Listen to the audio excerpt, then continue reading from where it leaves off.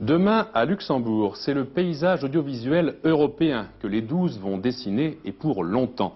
Il y a tout lieu d'être inquiet. En effet, le mois dernier à Bruxelles, le compromis qui a été signé a ignoré la volonté française d'imposer aux futures chaînes européennes un minimum de 60% de production locale. Cet après-midi, à l'Assemblée nationale, de tous les groupes politiques sans exception, les questions ont fusé vers Catherine Tasca. Le ministre de la Communication a réaffirmé qu'elle continuera de se battre demain à Luxembourg. Pas de quoi rassurer tout de même les professionnels de la télévision. C'est le dossier de Michel Vial. La directive européenne sur la télévision sans frontières, adoptée il y a un mois à Bruxelles, constitue un Munich de l'audiovisuel. C'est l'avis des professionnels français qui se sont mobilisés en force contre elle depuis une semaine. Si cette directive est entérinée demain à Luxembourg, les futures chaînes européennes ne seront plus tenues de réserver au moins 60% de leur temps d'antenne à des œuvres en provenance de la communauté, d'où le cri d'alarme des professionnels décidés à se battre pour empêcher l'invasion de produits américains et japonais.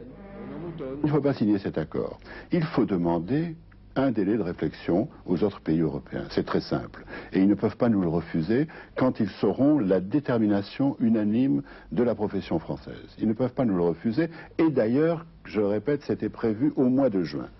Pendant cette période de réflexion, essayons de trouver un autre accord possible. Édith Cresson et Catherine Tasca ont tour à tour affirmé que la France avait toujours défendu une préférence européenne en termes de quotas, mais qu'elle s'était trouvée singulièrement isolée le 13 mars, d'où ce compromis qui a évité une réglementation beaucoup plus libérale et infiniment plus dangereuse pour l'Europe audiovisuelle. Mais les professionnels français estiment que l'abandon des quotas entraînera la mort du cinéma européen, lequel dépend étroitement de la télévision, et dans leur lettre au président de la République, ils demandent que demain à Luxembourg, la France revienne à ses positions initiales. Il ne s'agit pas de garder dans un tiroir quelques vieilles choses comme on garde les livres de son grand-père. Non, il s'agit de l'avenir, il s'agit demain des artisans du culturel. Je crois qu'on pourrait ajourner, qu'on pourrait réfléchir et que se mettent en marche dans tous les États de la communauté des mouvements comme le nôtre où des artistes, des réalisateurs en particulier de cinéma et de télévision, des auteurs de cinéma et de télévision, dans des associations internationales qui existent, vont tirer les sonnettes d'alarme. Ça m'étonnerait vraiment que le gouvernement français se lance dans un conflit ouvert avec l'unanimité de l'audiovisuel français à 2 mois des élections europééennes.